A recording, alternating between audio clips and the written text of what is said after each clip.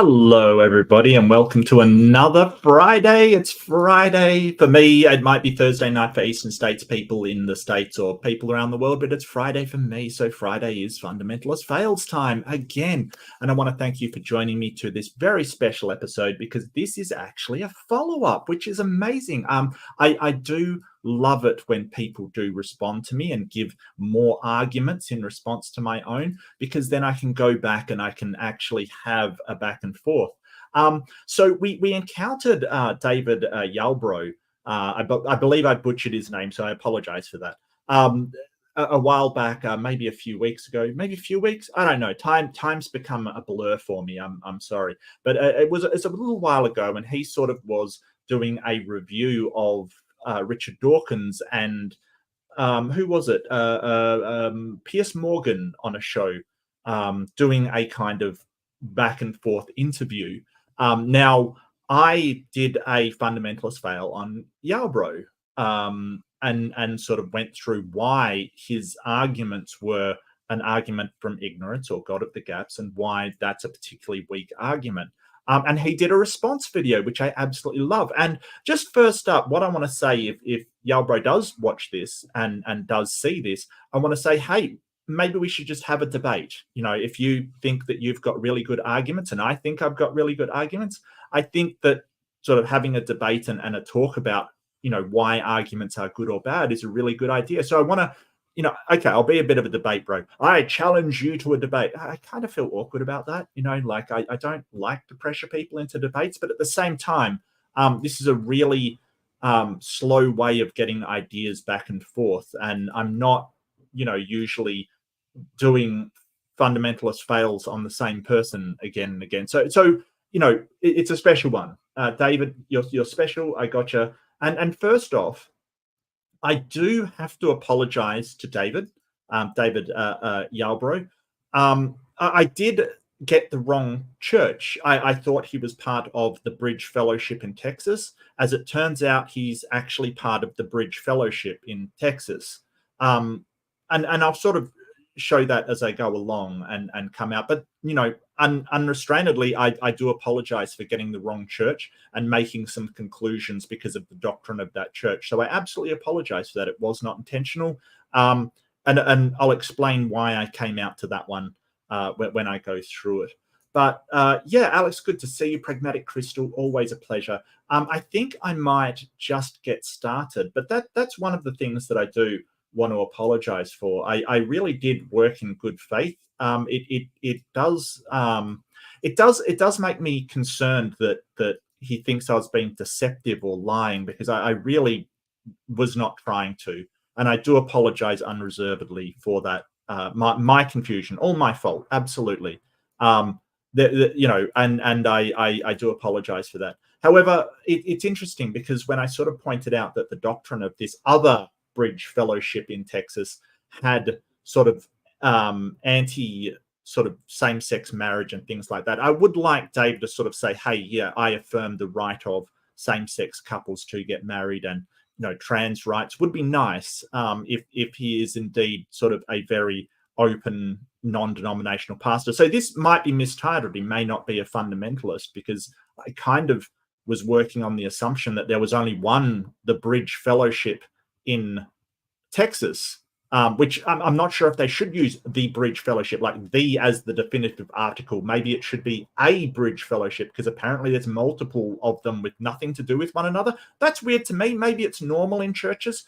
I don't know. But let's get started, because David did come back with sort of counter arguments, and I would like to go through them and sort of, you know, analyze them for their validity and see if he does have any, you know, strong arguments against me. I have been through this. I have looked at what he said. So it isn't quite sort of my usual first impressions or, you know, sort of second impressions, but I sort of took the main thrust of his argument. I cut it up. So it was sort of an hour long, and I get that that's sort of cutting out fat and things. So I just sort of cut it up. So the main arguments are in here, but we'll speed it up to 1.25. That should be fine. And we shall get underway. Really, Alex? There's so many churches that have the same name in the US. Yeah, I didn't know that. You know, I guess if you're talking about, you know, something in my state, it's like it's the only one. But that may be from where I'm from. Um, I yeah, I don't know. It's very interesting. Um, Well, an atheist by the name of Mark Reed paid me the high honor of making a reaction video. Oh, the honor's all mine. So David is honoring me back, and I love it. I love it when people do respond to my arguments and do, you know, sort of critique them. I really enjoy it. I think that it's the only way. You know, if you don't engage with someone willing to shoot down your arguments, how are you ever going to, you know if you've got good arguments or not? I think it's fantastic. So thank you, Dave. I really appreciate it. Video to one of my reaction videos. And the only problem about this is that Mark Reed painted a false picture of who I am. He used the wrong website about my church and my beliefs and painted. I did, yeah, I did, absolutely. Let me show you why, and it's because, and you know, this isn't David's fault. I'm not trying to blame David for this, but I'm just sort of showing my thought process as I went through this kind of thing. So when we look at his sort of about section, hold on, I can zoom in on this, right? His YouTube, his web page, which is here, right? Elevated Reflections. It's actually his YouTube page, so it just sends you back to his YouTube page. So, David, if you are watching, you probably want to update that with your actual web page kind of thing. So I basically realized that that's just going to take me back to the YouTube page. So upon searching for sort of the Bridge Fellowship in Texas, it just came out with that one, you know, the Bridge Fellowship. And apparently that's not the Bridge Fellowship, right? That's a different one. So that's why I thought that. But you know, obviously I probably should have checked the leadership and stuff like that. You're absolutely right. No, it's a valid critique. I did get the wrong one. So this is his apparently it's a Bridge Fellowship, but they're both called the Bridge Fellowship. You know, I guess my bad. I should have done more more research to find out which one it was. So that's entirely my fault. And I guess the last video I did come into this little hot because of the Baptist, the other Bridge Fellowship. God, I don't even know how you distinguish between them. The other Bridge Fellowship, it kind of is a very, very hostile to LGBTQI sort of fundamentalist Baptist church. So that's sort of why I came in a bit hot. So David says these aren't his beliefs. He doesn't believe in any of that stuff. That's great. If you could, you know, if you don't have anything against gay marriage, I would love to hear that from you, because that is sort of one of the things that I mentioned in the I think it was the Baptist, their manifesto, whatever, their Baptist manifesto, that you said, I don't believe that, but you didn't actually answer that question, whether you do actually. You know, there was a couple of other things that you didn't mention, that you support same-sex marriage and things like that, which hopefully you do. Hopefully you do. Yes, yeah, Hooligan, so good to see you, mate. Captive Des, hello, Dave. Good to see you. It is Inception. It's a response to a response to a response. So it's responseception coming in. Fantastic. I love it, to be honest with you. So I hope you can enjoy, and I'll be going through this. Painted a straw man fallacy of who I really am and what I believe to build on his assertion. Oh, it was a straw man. It wasn't intentional. It absolutely wasn't intentional. Like, as I explained, you didn't have a website link in your YouTube, and I thought it was the only breed. Like, honestly, I did not intend to build that straw man, but he is correct. He's right. It is a straw man, even though it was not intentional. And the title of his video is fundamental fallacies, that I'm a fundamentalist and I'm a bigot. And okay, yes. Yeah, so he might not be a fundamentalist, because I went from the wrong church website. But I mean, he came out with some answers to me, so I love to engage. But debate me. Let's have a debate. Let's have a discussion about these ideas. I'd love to. We can put it online. You can put it on your channel. I would love to have a debate over who has the better arguments for or against a god. Yeah, so I do understand what God of the Gaps is, and I do remember his comment in one of my videos, and he's going to show that video here in just a moment and break it down. And first of all, hey, I'm honored that he would get a little small channel like myself and some. Well, I'm a small channel, David. I'm like 2.1 something K. I'm tiny. Like seriously, I don't know why he thinks I'm a big name. I don't know. I really don't consider myself. I'm a tiny channel. And why not? If you're like, this is the thing.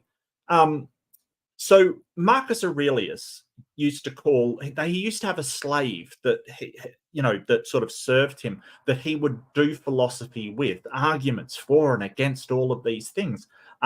Marcus Aurelius called philosophy the great equalizer. Basically that it doesn't matter how big your following it is. It doesn't matter whether you're a king or a slave. Your arguments stand on their own merit. So I don't think it's got anything to do with the size of your following. If you've got good arguments, you've got good arguments, and that's the start and the end of it. So I'm not clout chasing. I'm not trying to like take down the biggest channels.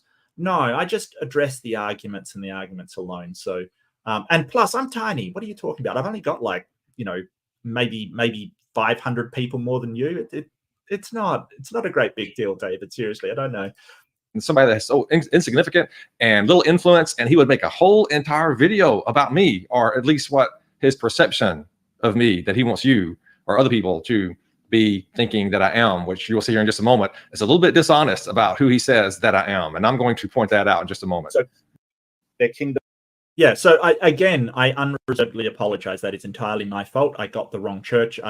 Though I will say it wasn't intentional. I did not go out to get the wrong church or sort of make that church's beliefs your beliefs. It is just the one that I found when trying to find the Bridge Fellowship in Texas, because apparently there's multiples, and I did not know this, but thank you for correcting me. It is an important correction, and I'm glad he did a response sort of saying, hey, that isn't my beliefs. It's nice to know that he doesn't hold these beliefs. That's actually very nice. But again, sincerest, unreserved apologies.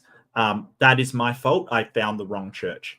But, hopefully you can accept my apology and understand that it was not intentional. And I don't show how I found it and why I came to that conclusion as an excuse.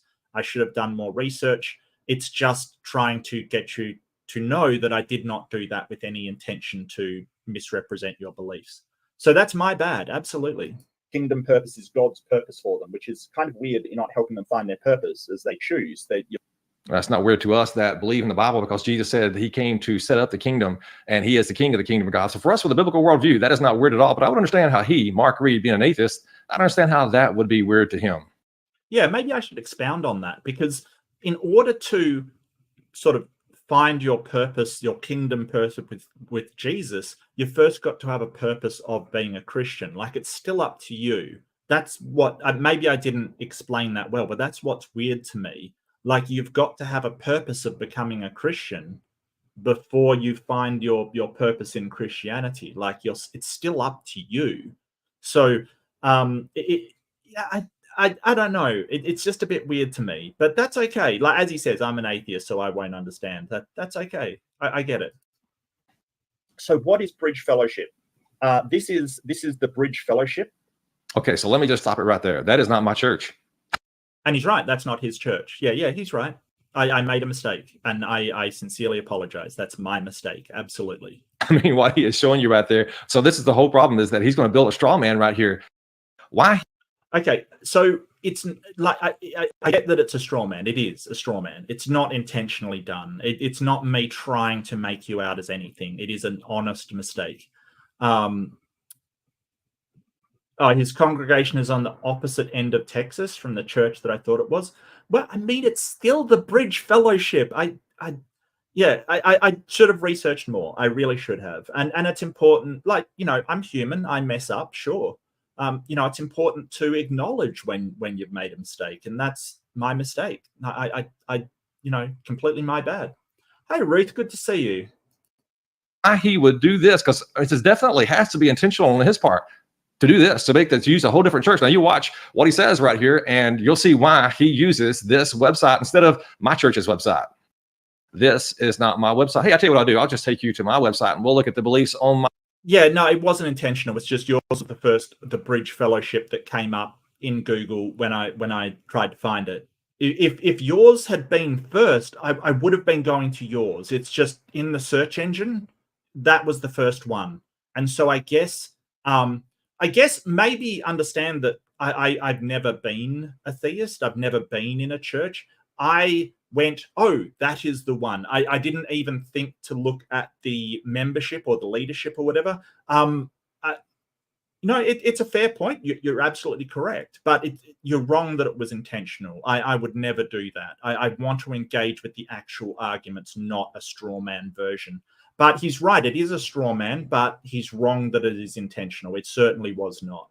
On my website, I'm sure they could find something here to break down, but it's not quite as juicy as this website. So let's take a look at mine. All right, yeah. So here we are. This is the Right Bridge Fellowship. So you take this and you do this is not real complicated right here. You go to the drop down box, go about us, and tell us about our church here. And then you can go to the leadership tab here and look, whoa, first one right there, that the lead. Yeah, I did not think to look in the leadership. I kind of, yeah, it was an assumption to assume there was only one, the Bridge Fellowship in Texas. It was a massive assumption, and I see that was in error. I get you. I understand, but your assertion that was intentional, absolutely not. I don't try to, like, I am happier that you don't hold the beliefs of this other church. I'm actually happier that David's a better person than what the other church would lead me to believe. It's actually really nice to find out that somebody isn't following the Baptist kind of, hardline thing. It's actually nice. Lead, pastor, and elder right there. Yep, definitely got the right one here, don't we? So now let's just navigate our way back. And matter of fact, I just saw it right there, leadership statement of faith. Real easy to find right there. And there it is, what we believe. Do we believe that scriptures are true, authoritative, and sufficient? Yeah. Yeah, and I'm not sure if that makes you a fundamentalist, because if you think the scriptures are true, it means that you sort of think that the world was created in 6 days. I'm not sure what your beliefs are on that. I'm not sure what your beliefs are on, Adam was or Eve was created from a rib from Adam kind of thing, and whether that's and the flood. If the flood, whether you think the flood is a true story, that we know a global flood didn't happen. I don't know. So whether he's a fundamentalist or not, I have no idea. So this may be mistitled a bit, and I apologize for going off on the wrong sort of church doctrine, I guess, or the wrong denomination. I think he mentioned that he was non-denominational, which is fine. Usually they're pretty good, but I don't know what scriptures are true means. Like, was there a global flood? That's a good question. Yeah, that's what we believe. It doesn't say anything about the one that really got him there on the inerrancy. And then if you go all the way through ours, there's no asterisk with the Baptist faith and 2000 Baptist faith and message being something that we believe as a church. This is a non-denominational church that I'm pastoring here in Martinsville, Texas. And so he's putting me on the Bridge Fellowship, a Baptist church somewhere else. So there's ours. You see, it's a little bit different. Why? Yeah, no, totally different. And I apologize. I did not mean to misrepresent you. I thought I had the right church. Are they asking Dawkins about the origin of the universe? Is the first thing. Like, why? Mm-hmm. Okay. He's not a cosmologist. He's not a cosmogonist. Mm-hmm. He's basically an evolutionary biologist. He only deals with biology. All right. And biology, it already has living things there. I don't understand why they'd be going to somebody like him. Okay, so let me answer why we're going to someone like him. Okay, yeah, Mark. So here's why we are going at Richard Dawkins concerning the origins of the universe. Because Richard Dawkins is not only an evolutionary biologist, but he's also a prominent figure in discussion on atheism, philosophy, and cosmology. Yes, in his best-known book, The God Delusion, Dawkins tackles much more than the theory of evolution. He ventures into philosophy, ethics, and cosmology, explicitly addressing the origins of the universe. Yeah, but he actually references people for his cosmology. He doesn't say, hey, this is what I know myself. He actually says, he references Einstein, and he references most notably Stephen Hawking. So he isn't sort of saying, hey, this is what I came up with in that book. He's sort of saying, hey, this is what cosmologists think, and because of the scientific method, we have good reasons for them believing what they believe. So he's not saying this kind of thing to as an authority on cosmology. He's referencing scientists to sort of explain what humanity at large, the scientific community, knows about it. Oh yeah, no, I totally get you. Hey, Sydney, Ember, Nitty, it's so good to see you. Look, it's just like I dread to think he's going to make a response, and it's going to be like one within another within another. It's going to be like when you hold a mirror up to a mirror. You know what I mean? Like it's going to go on forever. But yeah, I'm here for it. I'm here for it. I'll do it. I'll do it. I want to see like 20 insert panels going down the line. That's what I want to see. Or alternatively, we could just have a debate about it and just talk about it. Alternatively, I'm not that scary, trust me. Hey, Mama, good to see you. And Maya, fantastic to see you. And critiquing religious explanations of creation. In the book, Dawkins doesn't limit himself to biology, but he actively engages with questions of how the universe came to be, how life began, and what role, if any, a creator might play. His discussion on cosmological theories like the Big Bang and quantum physics. His theory? That's his theory, is it? He has theories that he's published on quantum mechanics and Big Bang theory, has he? That's his theory. I think you misspoke there. That's not his theory. That's our theory. That is the scientific theory. I don't think you mean it's his theory. This is the point. When he gets asked directly, he says cosmologists and cosmogonists say this. He doesn't say, oh, well, this is my theory. No. Come on now. It's not as if physicists or something like that is offering a broader critique of theism and religious explanations of the universe, of the origins. Dawkins even goes so far as to suggest that the cosmological argument for the existence of God is an argument from ignorance. Yeah. So what does that mean? And I sort of explained this last time. An argument from ignorance isn't saying that you're ignorant. It isn't saying, hey, you don't know. What it is it's saying, if we don't know, saying that your option is better is not a valid argument. That is not rational and logical. And he's right about that. Now, the cosmological argument, it depends on which one you're talking about. I think that sometimes the cosmological argument is used like that. The Kalam, for instance, it doesn't mention God at all. The Kalam cosmological argument, the original one, has no reference for God whatsoever. It just says the universe has a cause, and that's it. It had nothing about a God in there. There's stuff added, like William Lane Craig's cosmological argument, where he adds all these properties to explain that the cause is a God. But the thing about that one is, yeah, that's kind of it can be used, the cosmological argument can be used as an argument or a God of the gaps argument. I don't think it always is, but it can be that way when people say, well, you don't have an explanation for the cause of the universe that the cosmological argument demands. Therefore, a God is a better explanation than nothing. That is an argument from ignorance. So Dawkins, I don't think he's completely right. I don't think he's completely wrong either. Wrench Party. Let me just go ahead and jump in right here. No, Stephen Meyer is a philosopher of science, not a historian. He earned his PhD in philosophy of science from the University of Cambridge. His academic focus is on the intersection of science and philosophy and religion, particularly concerning the origins of life and intelligent design. Yeah, intelligent design is a pseudoscience, David. It's basically a fake science. It's not actually science at all. And if you do need to know what the outcome of, an actual in-depth look at this, you can look at the Kitzmiller versus Dover trial.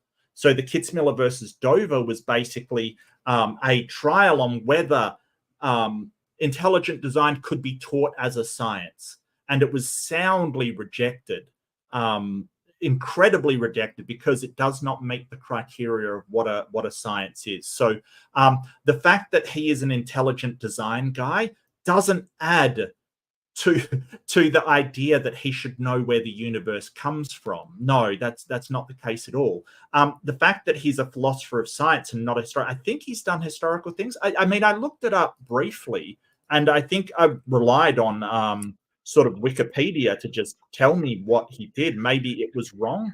It said that he was an author and historian, so maybe I just should have looked deeper. But the fact that you've just said that he's, basically a philosopher of science, how does that get him to cosmology or cosmogony, the origin of the universe?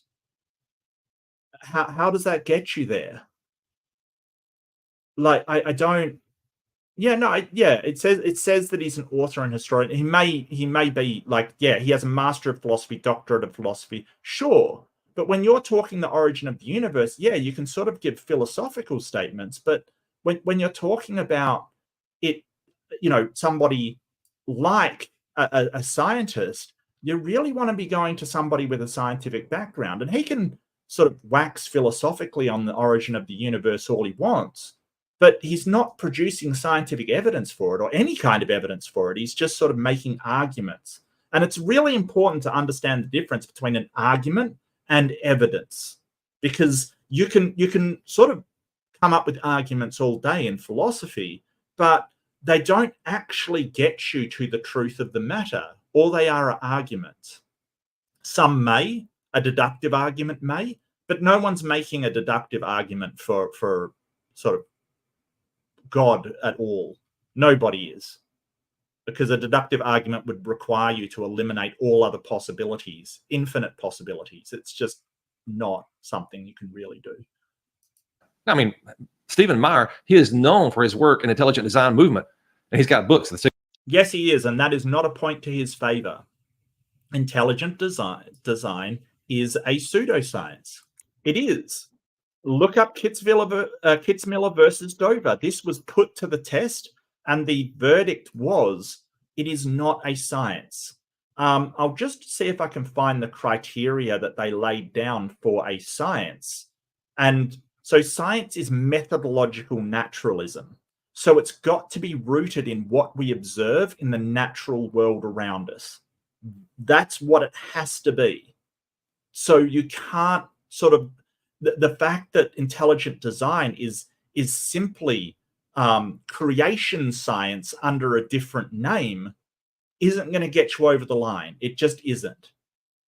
Like, and it's usually used by young Earth creationists, which I don't know if he's a young Earth creationist either. That might be interesting to know. What, how old do you think the Earth is? Might be an interesting question. I don't know.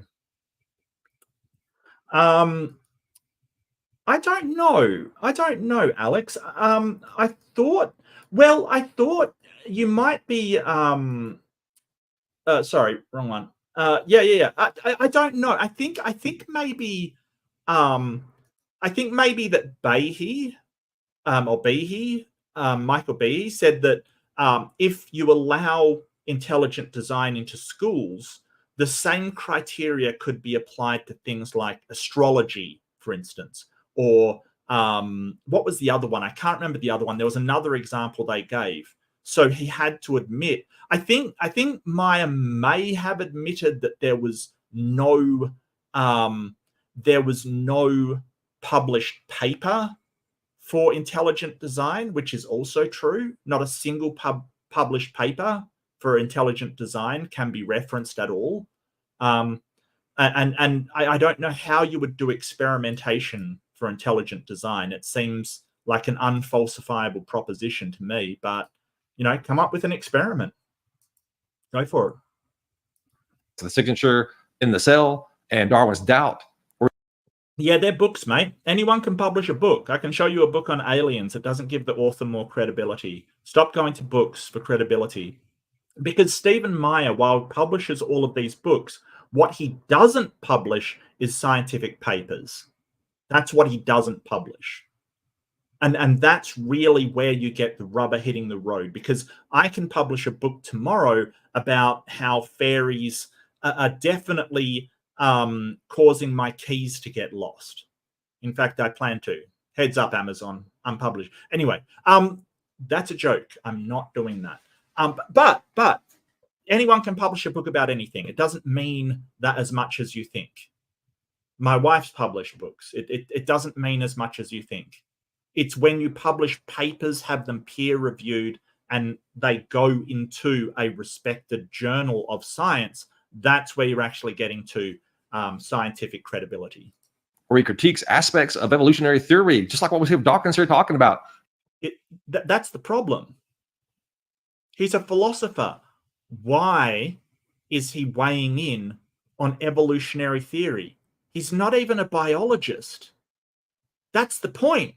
You've just outlined my point here. Why would you go to a philosopher for evolutionary theory?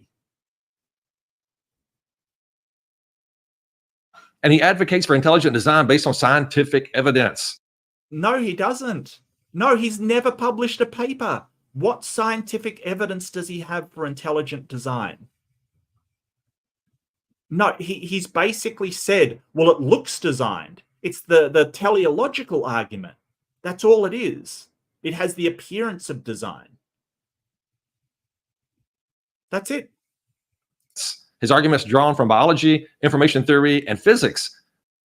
Okay, so yeah, I don't really care. Publish a paper on it. Have it peer reviewed by experts. That's the way you do it. I would ask, are physics important in this? Well, think about this whole discussion right here and moving forward. I mean, is that important in this whole discussion? Do you have a degree? Yeah, it's important in the discussion, sure, but it doesn't mean that you can suddenly get a physics degree, an undergraduate degree, and suddenly weigh in on the origin of the universe. Go up to Lawrence Krauss. Well, I've got a physics degree, and I can tell you where the universe comes from. Well, sure, publish it. But he doesn't. A degree in physics doesn't get you to the point of... So cosmology is sort of talking about the universe, the stellar bodies, stellar... I wish you would have finished that sentence. Physics doesn't get you to what? Because you're going to talk about the importance of physics here in just a moment. Stuff. Suns, planets. He watched... I mean...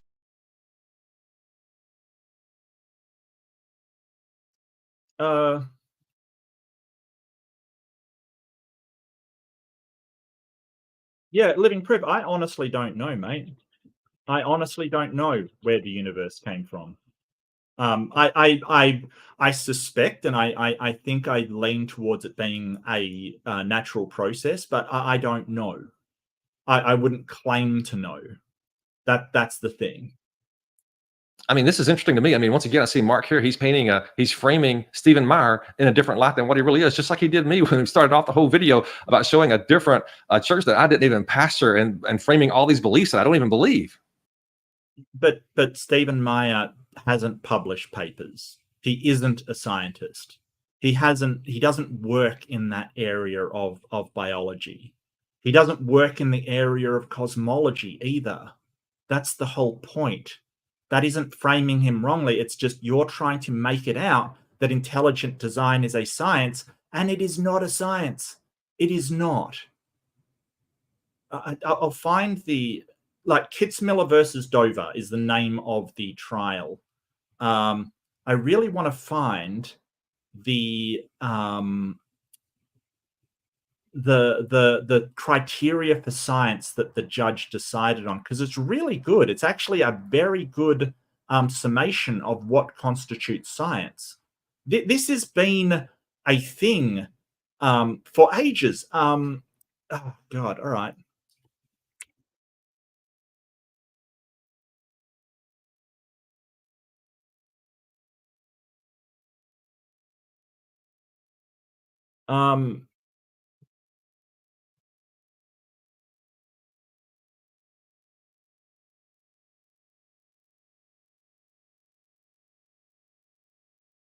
Yeah, and the judge, sort of ruled that it violated the Establishment Clause, that it basically is religion trying to masquerade as science, which it is. Intelligent design is religion trying to masquerade as science. And if you look up the mission statement of any intelligent design proponent think tank, like Creation Ministries International or Answers in Genesis, it will say that their intention is not to promote science, it's to promote God. It's a religious thing. So that's fine. They're allowed to do that. It's just, don't try to be science when you're not. I really do want to find this criteria. I might have to go to the actual judge's opinion,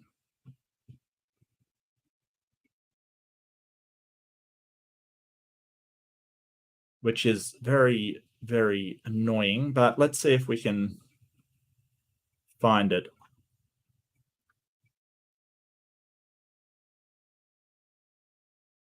And I mean, this is like, you know, law. You can look this up. It's not hard to find.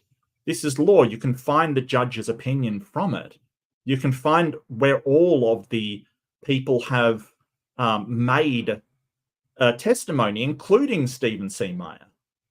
But the problem is that what they say in their books and, you know, not in a courtroom kind of differs from what's actually in the courtroom, right? Like it really does differ from what's actually in the court.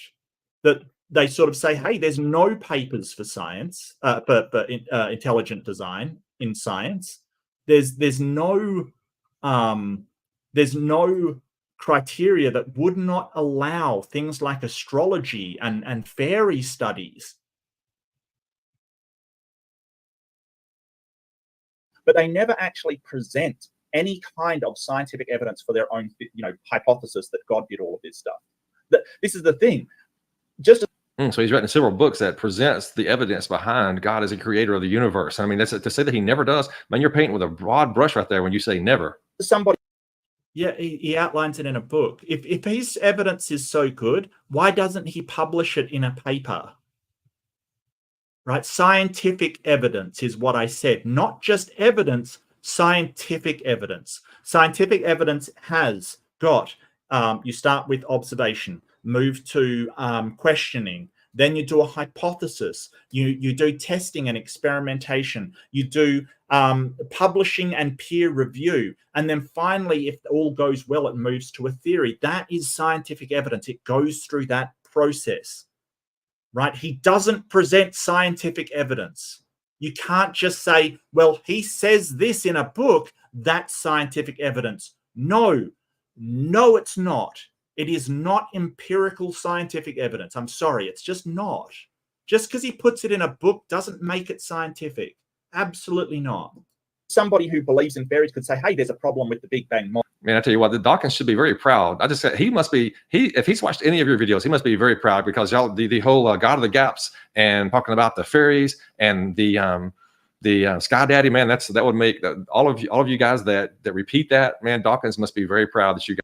Yeah, don't really care what Dawkins think. I'm not a big fan of him, to be honest with you. I don't particularly like Dawkins at all. I think he said some really insensitive and terrible things in the past. However, he is a very good evolutionary biologist, just as I don't particularly like Lawrence Krauss as a person, but he is a very good physicist and cosmologist.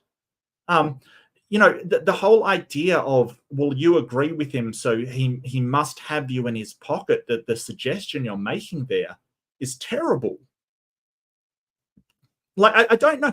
Richard Dawkins has published papers on evolution, right? He's published papers on it. I don't know why I would say, well, I think he's a bit of a scumbag, but so he must be wrong. You know, I don't particularly like him, but on evolution, he knows his stuff. He does. And when he references cosmologists, they know that Stephen Hawking knows his stuff, or knew his stuff, I guess. So I I don't see why one thing has got to do with the other. And this implication that, oh, he must really be proud of you. I don't care. He's either right or he's wrong. And you know, I'm not going to sort of agree with somebody just to make them like me. What? That you guys are following after him. Model. Someone who believes in fairies could say that. So we're not following after him. This is the thing. You're attacking a guy that spent his life working in evolutionary biology with nothing but, well, this other guy believes in intelligent design, even though it's not even a science. He should be considered equal. Absolutely not. Absolutely not. No way. Like, come on, you've got to publish some papers and have it peer reviewed and actually use science, not just make religious claims. That's irrelevant to whether I like the man or not. Ugh. Yeah, Dawkins is a bit of an arse, to be honest with you. He said some really horrible things. So someone who believes in God can say, hey, there's a problem with the Big Bang model. Each of them, they're both not presenting any evidence for their own hypothesis. All they're doing is trying to pick holes in the one that is already there. So yeah, it is kind of on the same level as far as science is concerned. It's interesting that Mark, they're saying that we're just trying to pick holes in this. And is he picking holes in this video right now? Yeah, but the way that I'm picking holes in the video is doing a reaction, because I'm picking holes in a video doing a reaction. They're trying to pick holes in science by not doing science. They're basically saying, hey, we're just going to attack the thing without actually participating in it. I'm participating in it. I'm allowing you your response. I'm responding to you. I mean, it's a bit of a awkward way to do it. I'd rather have a face-to-face debate, or at least a screen-to-screen debate. I don't know what you would call that, but you know, I'm participating. They're not. They won't publish anything. They never publish anything. All they do is just make these claims that the current theory is failing, but they can't show how it's failing. And most of their stuff, when you actually look at it, it isn't that they haven't gotten correct scientific observations of what is actually happening. They haven't.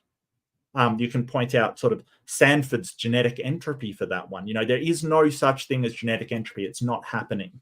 We don't observe it happening, and there's very good reasons why we know it's not happening. But he'll beat that drum.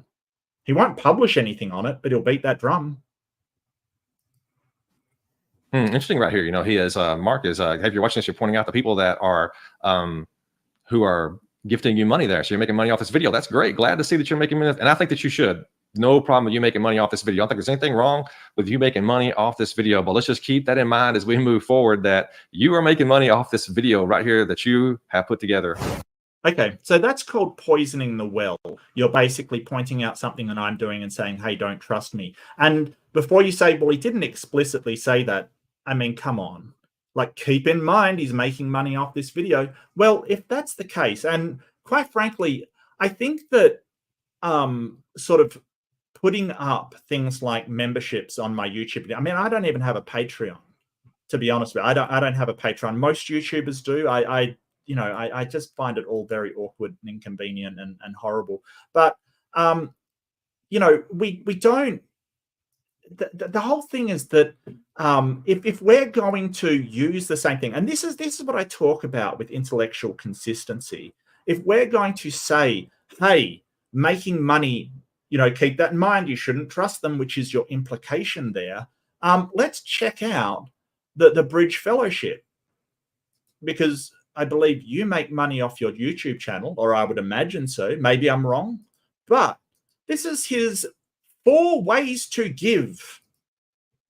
Online giving, give via text message, mobile giving. Yeah, you can do it all through the service as well. And then you put a quote down, each one must do just as he has proposed or purposed in his heart, not grudgingly or under compulsion, for God loves a cheerful giver. Yeah, I'm not appealing to any supernatural deity to command people to give me money, David.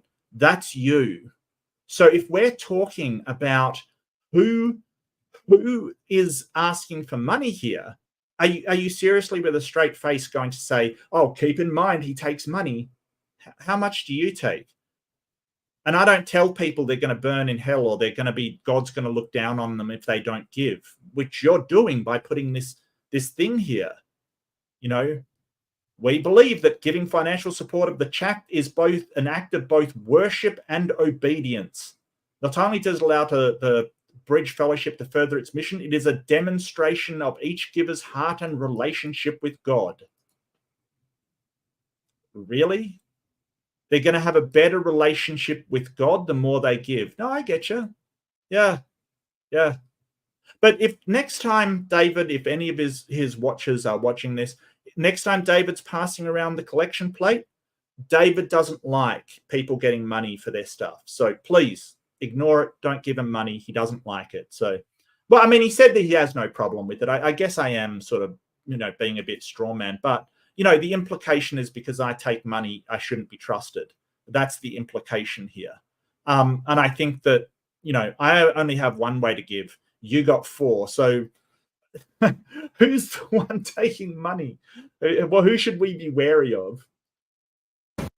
Point once again is that Dawkins, man, he addressed all this in his God Delusion book. And so, yes, so when he did that, he invited all of us to critique him and to ask him questions about this. And he opened the door to where he needs to give an answer for this today. So, I mean, Mark, you're defending Dawkins here as if he never touched this issue of cosmology in any way. And he did.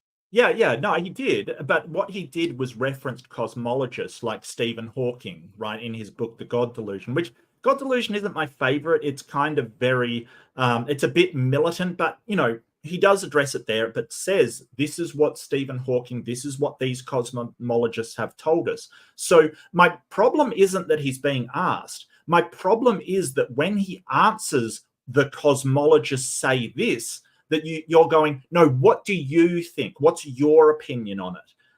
That's dishonest because you're not allowing him to do the same as that he did in his book, which was basically reference the cosmologists who have put forth viable hypotheses and theories about Big Bang and the origin of the universe. That's the problem.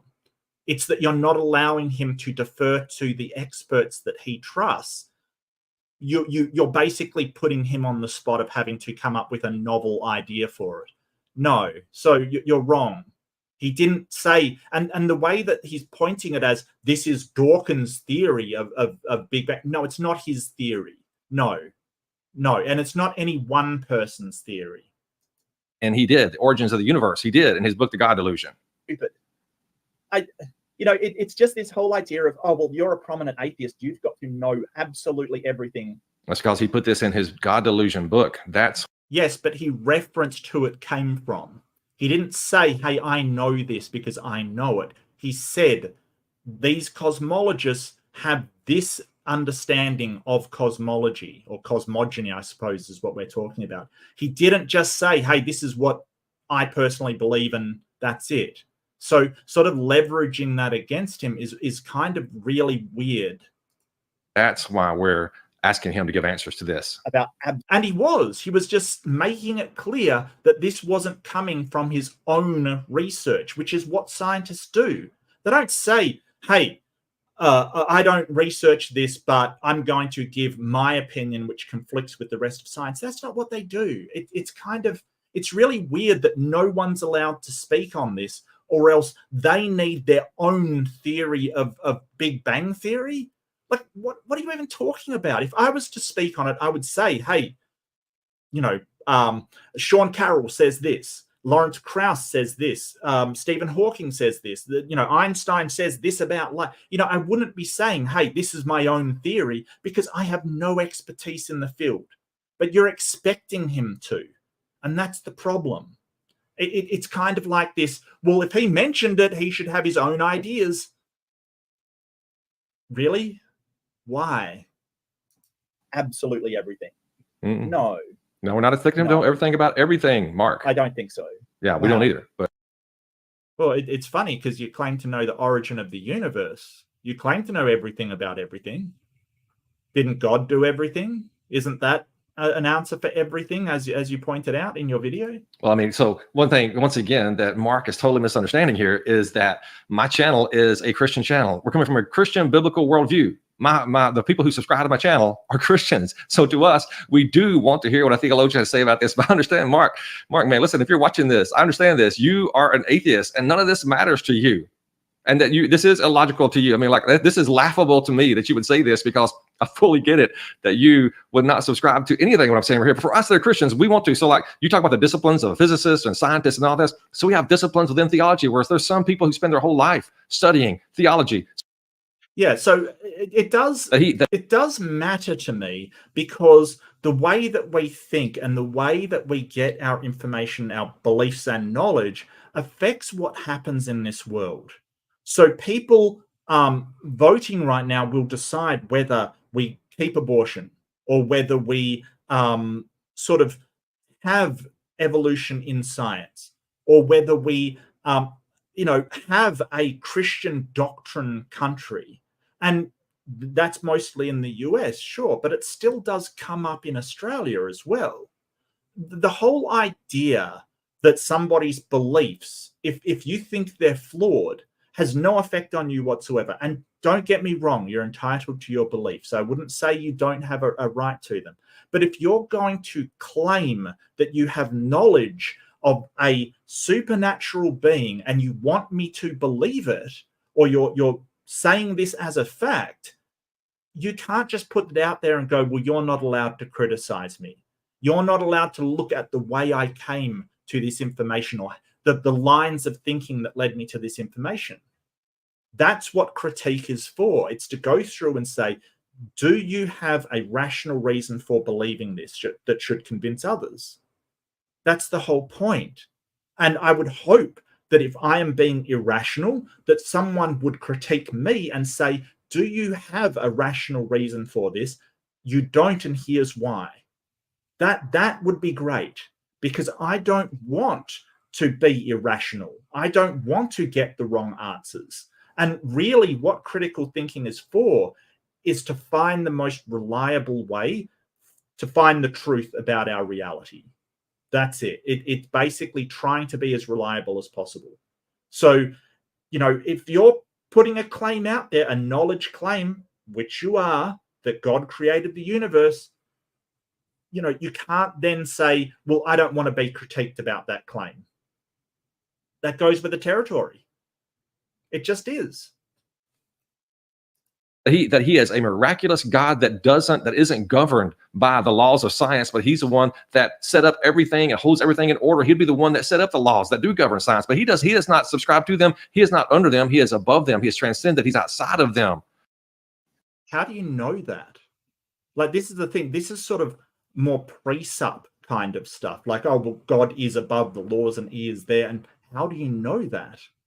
Is it because you read it in a book? Is it because you felt it in your heart? Is it because you did a scientific experiment and found out that it's the truth based upon induction and the laws of logic? I don't know how we got to this idea, and it seems to me to just be a dogmatic assertion to say, hey, but God's above all nature and all of this thing. Can you show that? Because that's an incredibly huge claim of knowledge, that God is above nature, above all this stuff, transcendent and all of this stuff. Can you actually show that? If not, it's just a claim. It's not knowledge, because you haven't justified that belief. You need to justify that claim. The origin of time was not the Big Bang? You're saying that yeah, it may have been. It's possible that it was not. It's very, very fuzzy at that end. They do say that the presumed starting point of the Big Bang is the start of time. So it gets a bit muddy on which model that you're following. So yeah, it could be. It could be. Oh, that there was a progression of eternity. Then show it. So eternity is not time. It is outside of time. Demonstrate. Well, no, eternity is infinite time. It's an infinite length of time. That's eternity. It is unending time. I'm not sure why he said it's outside of time. That's really, really weird. Well, if it's outside of time, how is it eternal? Demonstrate this. Don't just claim it. This is dogmatic assertion. That's all it is. Word before. And, God of the gaps, that is a common accusation that's leveled against theists. But in this case, whenever Mark is saying that I'm using God of the gaps, I have to say, push back a little bit and say it's a little bit misplaced. Let's break down why my reasoning does not fall into the God of the gaps fallacy, and why invoking God as the cause of the universe is a rational and it's a coherent explanation, rather than just a placeholder for ignorance, as was exerted with the whole God of the gaps terminology. It's just like, so I had to say that, just like Mark demonstrated there, that the God of the gaps fallacy occurs when someone inserts God into gaps of scientific knowledge. It's essentially an appeal to ignorance. Where one says, we don't know how this works, therefore God did it. And this is problematic because it uses God as an explanation for what we don't understand. And as science progresses, those gaps may close, reducing the need for God as an explanation. And then whenever you do that, then ultimately God disappears, out of the whole system. So, this is why. And that's been happening. It used to be that God caused disease, caused this, caused that. And we know that it doesn't now. Tides go in, tides can go out. Nobody knows why. It's God. And now that's not the case. We know why tides go in and out. Don't listen to what's his name on Fox News. We do know why tides go in and out. But that's the whole point. That's exactly what's been happening. And I get that sucks for the Christians. So, I get that. I think at one point, I'll let it run. I think at one point he says he doesn't like it. And it's like, well, it's irrelevant of what you like. Like for us that are Christians, we don't use God of the gaps because we know that, like, when you do this, you're in danger of just pushing God totally out of the whole picture here. And then it's easy to say, okay, there is no God. God does not exist. And that's why it kind of bothers us whenever we are accused of using God of the gaps, and why we don't want to say we're using God of the gaps. I realize you don't want to say that you're using God of the gaps, but you are in fact using God of the gaps. Like it's this weird thing where it's like, a thief will say, well, I don't like being accused of stealing, but you're stealing, and I'm not saying they're a criminal. I'm just saying, well, if you don't like being accused of using God of the gaps, stop using it. Like, this is the thing. Like, yeah, I get that it pushes God out. Yeah, totally right. Absolutely. If you just insert a God as an explanation for anything we don't understand, when we do find out what it is, gods are pushed and pushed and pushed into just the smaller spaces of what we don't know, right? That's the problem. And I get that. But basically saying, well, we don't like being accused of God of the gaps for that reason. No, you're not being accused of God of the gaps for that reason. You're being accused of God of the gaps because you're doing it. You're saying, hey, you don't have an explanation. My explanation of God is better based upon your no explanation. That's it. That's what you're doing. And listen to this, because this is incredible. Apps. And I think also that Mark has got to understand that his argument that he's got to understand that science is very limited in its nature. And to study the natural processes within the universe, it can tell us a lot about how things work within the universe, but it's not equipped to answer questions about why the universe exists in the first place. And that's a huge one. Or what caused everything to come into being. These are metaphysical questions that go beyond the scope of empirical science. So that's the problem we have here when looking at the whole scientific method in this. Yeah, so he's basically saying, well, science is inadequate, I would say, at the moment, to say what the cause of the universe is. Yes, it's a gap in our knowledge. It's a gap in our knowledge, yes. And it's like saying, well, it deals with the metaphysical. No, the origin of the universe, there is a metaphysical component, but metaphysical doesn't mean supernatural. Metaphysical just means sort of a things about things, right? So I could be metaphysically here. It doesn't mean what you think it means. Like, science can deal with metaphysical things. They can. So some metaphysical things, if you're talking metaphysically, whether God is metaphysical, sure, it doesn't deal with that. It deals in natural things, sure. But the whole point is that you're basically saying the origin of the universe isn't something that science can handle. How do you know that? How do you know any of that?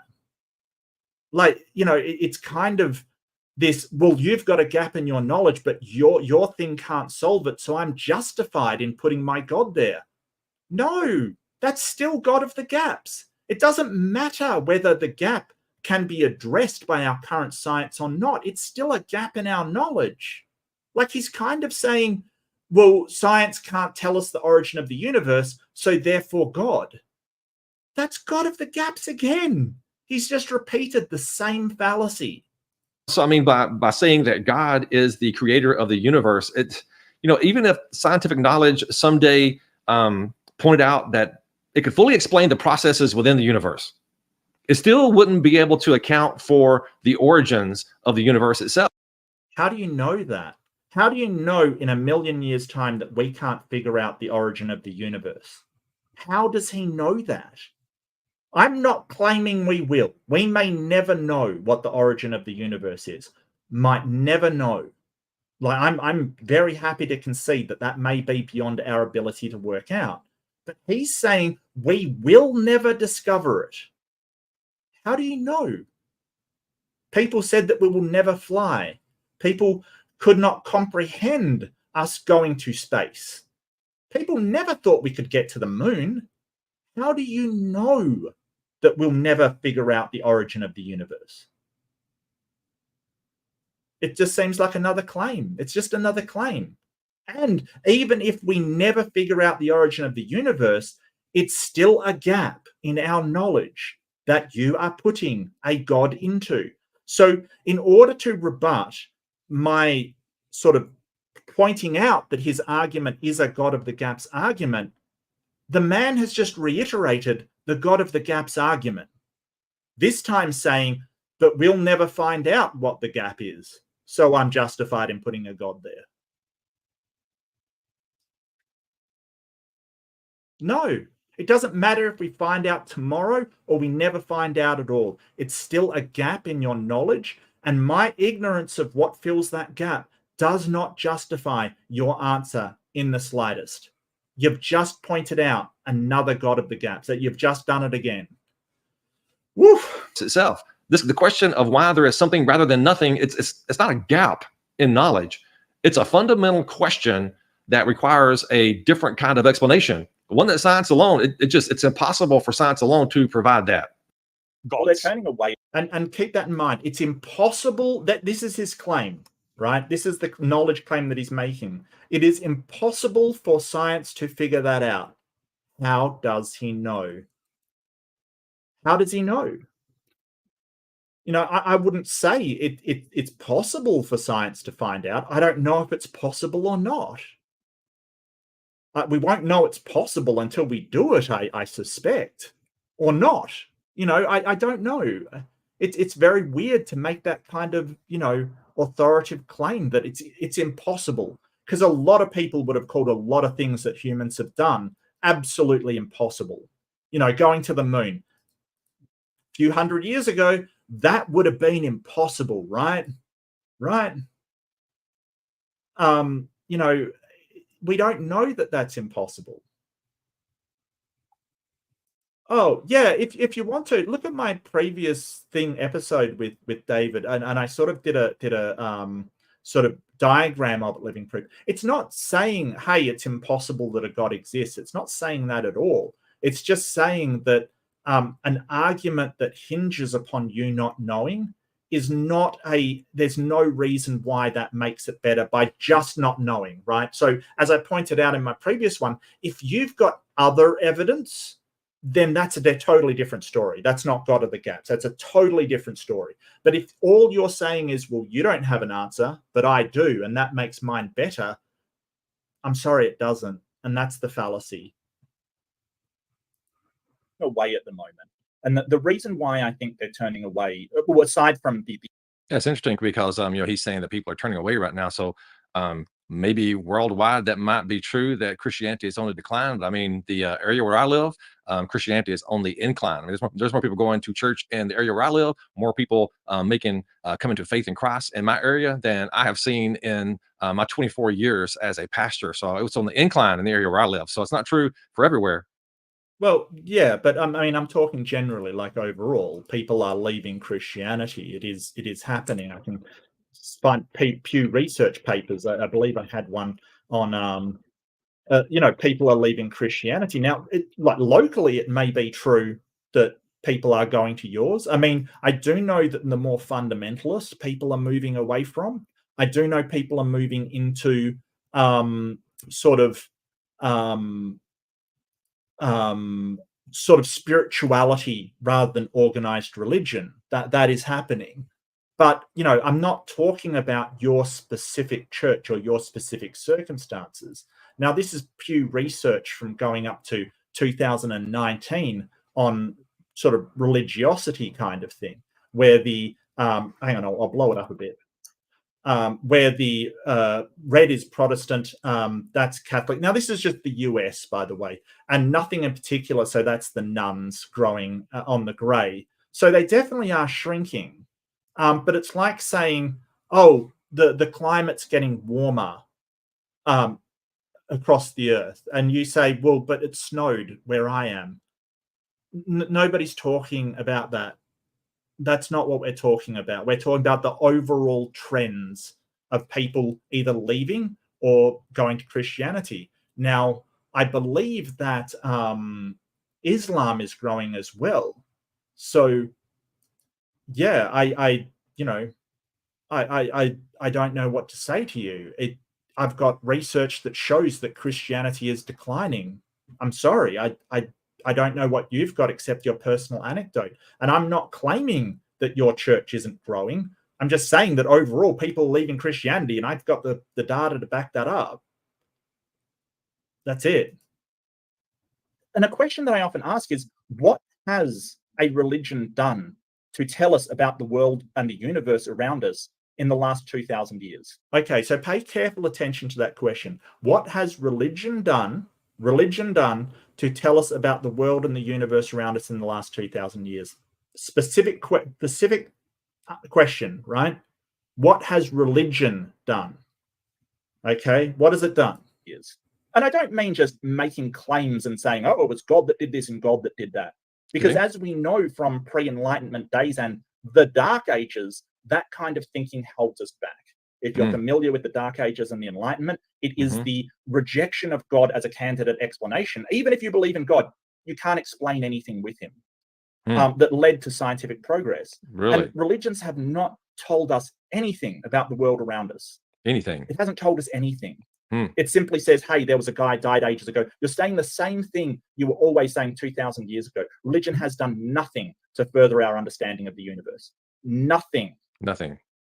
It doesn't make any great strides. It doesn't uncover any truths. All it does is just make the same tired old claims it was making thousands upon thousands of years ago and dogmatically repeating it. That's all it's doing. Wow, man, those are some big claims right there that Christianity has not done anything. Man, wow. So did I say it hadn't done anything? Wasn't there a bit more after that anything? How did that turn from religion? And I didn't even say Christianity. I said religion has not done anything to further our understanding of the world or the universe. Right? That was what I said. Why did you stop at anything? Because I certainly didn't say religion hasn't done anything. That isn't what I said. So, I mean, I want to be generous and think maybe he just didn't hear anything after the anything, but, that's a straw man. Of course, religion has done stuff. What I'm talking about is what truths about the world and the universe has religion uncovered for humanity? It hasn't. People have. Religion itself hasn't done anything. Right? Like you look at the scientific process and what it has uncovered about the world, medicine, computers, aeronautics, space travel. I could go on forever of the things that it has discovered. What has religion discovered? Nothing. Nothing. But he, wants to say, well, religion hasn't done anything. That's not what I said. So first of all, let's just start off with this. Christianity's played a foundational role in the development of modern science. A developmental role in modern science. So it's time to look at this closely. So the Enlightenment, basically most of the people participating in that were deists, especially the US sort of founding fathers were deists. A lot of people were religious. A lot of people were atheists. The Enlightenment had a whole bunch of different thinkers around. I'm certainly not going to cut Christianity out of that. But, you know, when you're talking about what is it discovered, you're not talking about a methodology. Oh, well, Christianity discovered a methodology. No, it was Enlightenment thinkers that discovered the methodology, including Christians and Islamic people and atheists and deists, like a whole wide array of people. You can't claim science for Christianity, especially as some of the scientific progress, like, you know, Galileo was locked up for daring to suggest that the earth went round the sun, for instance. Let's not forget that. A monk was burned at the stake earlier for suggesting the same thing. Like, you can't claim science for Christianity. And they will like to go through, oh, the universities at the time were all Christian. Everybody at the time was Christian. Who else was supposed to create these institutions? People that weren't Christian were generally, let's say, burned at the stake, accused of being witches, you know, thrown out of their homes. Christianity has done terrible things to people that have disagreed with their doctrine. I hope we can agree on that. Many of the greatest scientists throughout history were deeply influenced by Christian faith. Men like Isaac Newton, Johannes Kepler, Pascal. Yeah, but absolutely. I don't deny that. Yes, they were influenced by religion, sure. But that's not the religion doing things.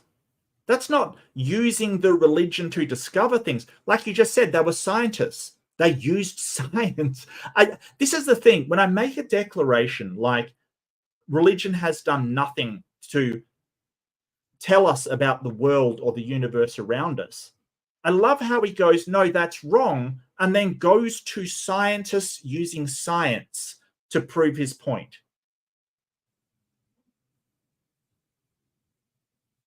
So, science, like, why did you go to science? Why not just tell us which church has discovered something about medicine or something like that? Which church has prayed for technological advances and been successful? Why doesn't that happen? And this is the thing. You have the churches who claim to be the representatives of an omniscient being, and they can't tell us anything about the universe around us.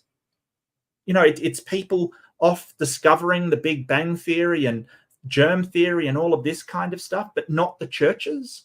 How does that work?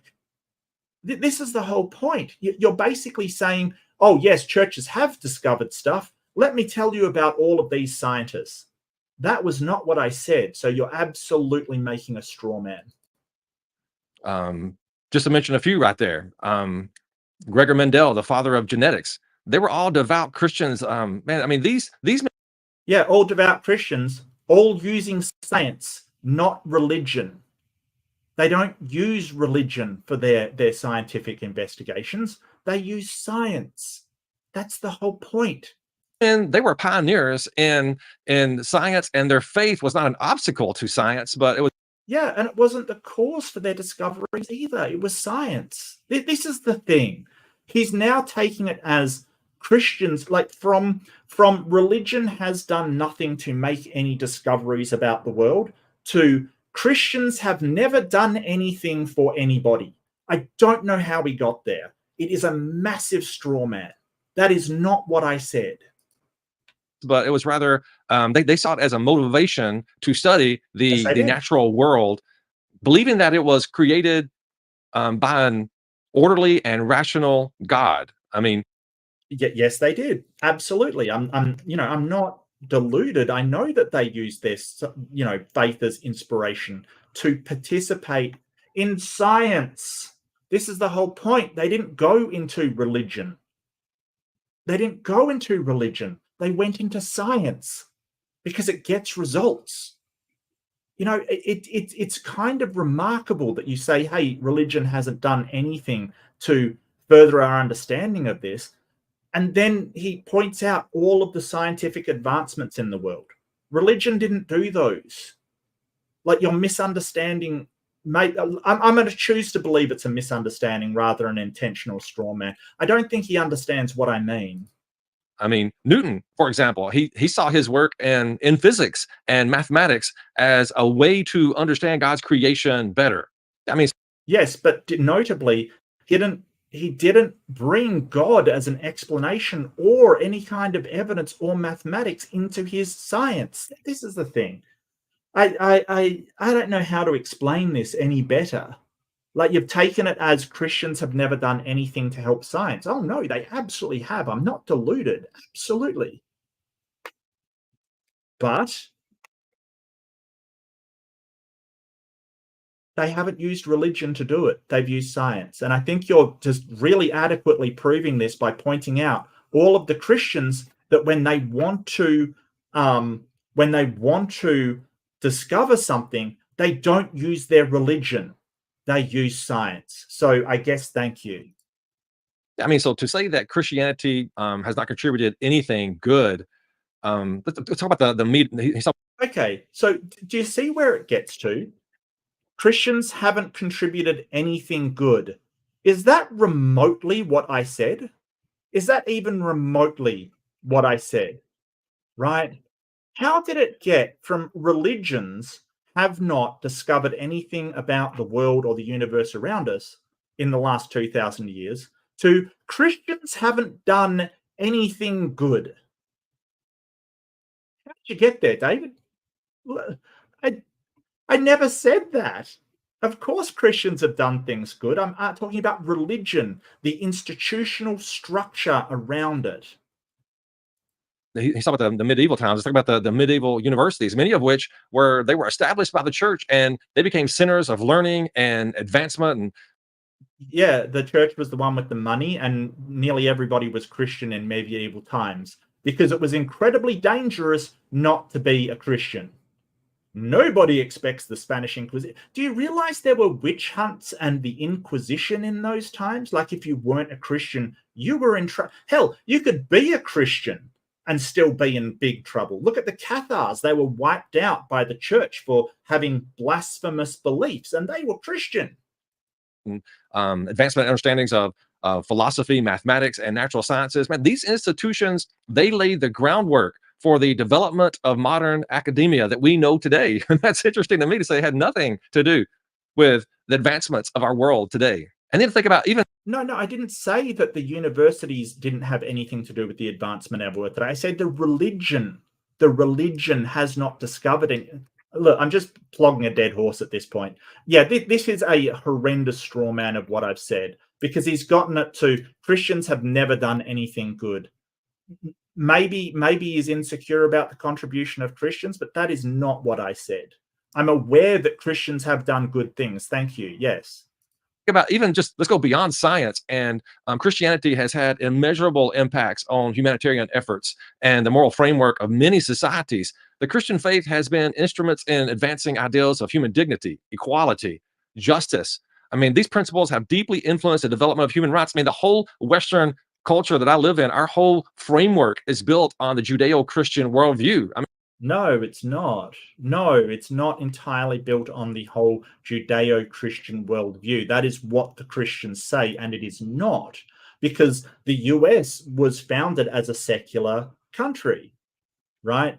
It was founded as a secular country by mostly, and I'm not saying all, there were some Christians there, but it was founded by deists, not Christians, right? Like, it the whole idea that the entire US is founded upon Judeo-Christian values, I'm really sorry, it's not.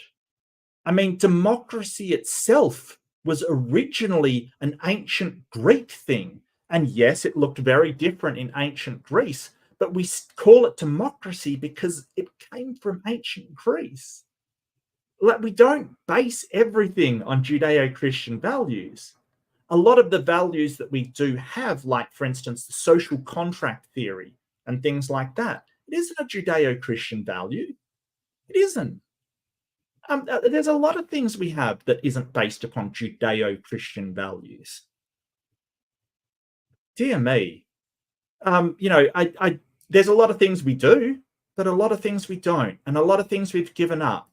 You know what was based upon Judeo-Christian values at one point? Slavery.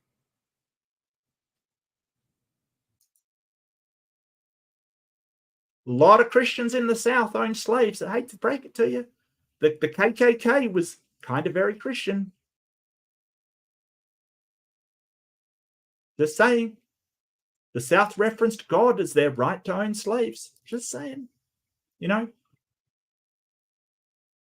I'm not saying that is Christians' fault. I'm not saying that. It's just there's been things that Christianity's done, and like inquisitions, like crusades, that we've kind of dropped. And this is how humans work. We generally will pull from all kinds of things, and we will drop things that don't work and keep the ones that do.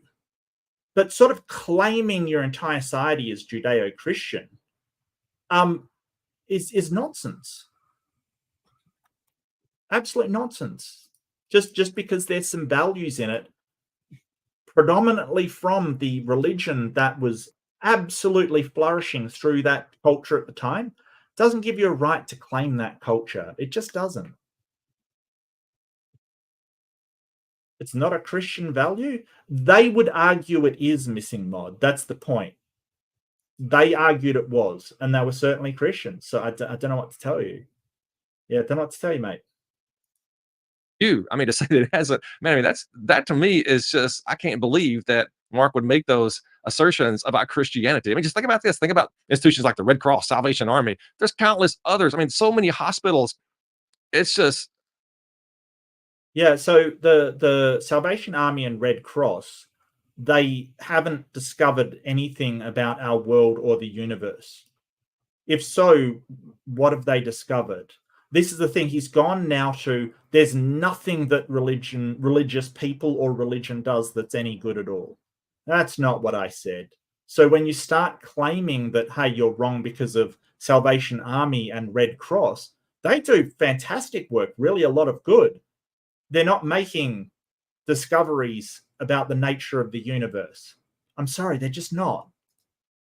Disaster relief, poverty alleviation, healthcare, education across the globe. Is that anything that adds to our knowledge of the world and the universe? Which is what I said, instead of what you think I said. Does any of that add to our knowledge of the world and the universe? Did they discover penicillin that I'm unaware of or something? They do fantastic work, yes, but they're not, in CERN colliding particles trying to find out what the building blocks of the universe is. Come on, be serious. He's just completely strawmanned what I said into something absolutely different. Globe, not just in Western culture, but across the globe, has been deeply impacted by Christianity. Oh, absolutely. Yes, the globe has been deeply impacted by Christianity and colonialism in general. Absolutely. Sometimes for better, sometimes for worse. The AIDS crisis in Africa, for instance, that was impacted very heavily by Christianity, by the Catholic Church denying them condoms. Not for the better, unfortunately. You want the good, you got to take the bad as well. One thing that Mark seems to like to say over and over again is that Christianity is a dogma. We repeat the same dogma over and over again for the last 2,000 years. And he's overlooking the fact that Christianity is a living tradition, constantly engaging with new ideas, cultures, and challenges. While Christian doctrine remains rooted in the fundamental truths of Scripture, man, the faith continues to produce thoughtful and influential figures who engage with contemporary issues, whether it's in science, politics, ethics, or culture. Yeah, I'm not sure if you understand what a dogma is. It's a principle or set of principles laid down by an authority that is incontrovertibly true. So that the set of principles laid down that you believe in, that is dogma, because it is said to come from a place that is incontrovertibly true. And your own mission statement said that. We acknowledge the truth of the Scriptures. So I don't know what to tell you. Like when we sort of reference science for stuff, we're not saying it's incontrovertibly true. We're not saying that. We're saying everything's up for questioning.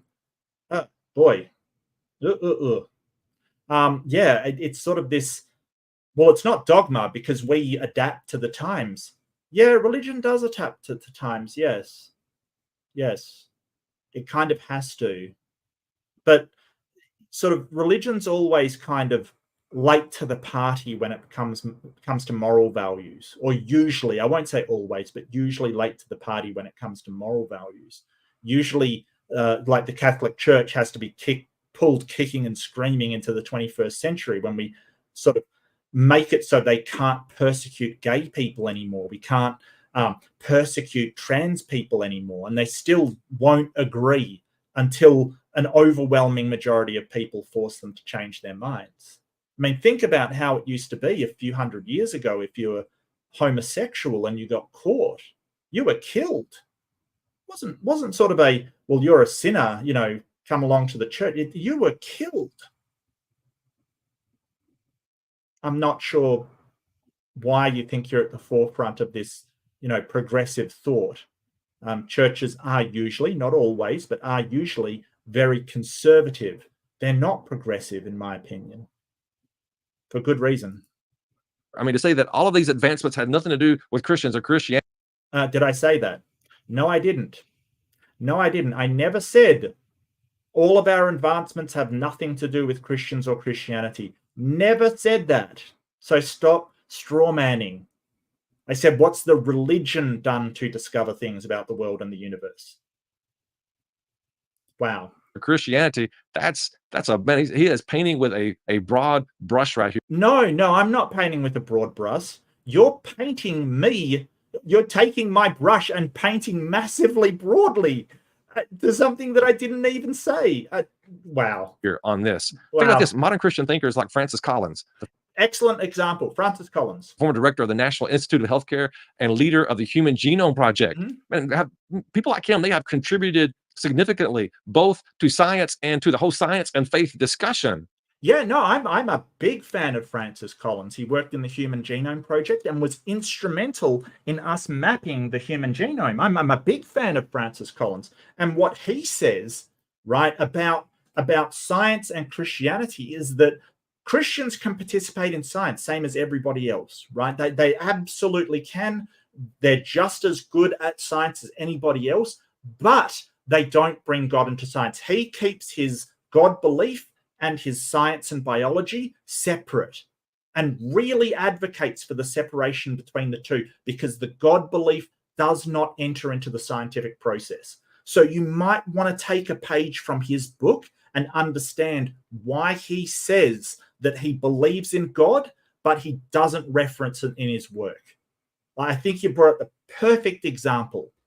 Now, Francis Collins, amazing guy, but believes in evolution and understands that God is not part of the scientific process. I mean, I think about just Collins, that his work in the genetics, it's been groundbreaking.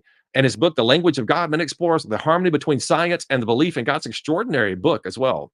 Whose book is that? Extraordinary book as well. Discussion. I mean, I think about just Collins, that his work in the genetics, it's been groundbreaking. And his book, The Language of God, explores the harmony between science and the belief in God's extraordinary book as well. I mean, Mark's assertion that Christianity has... Yeah, that's a book. That's a book. Like, again, I'll tell you, anybody can write a book.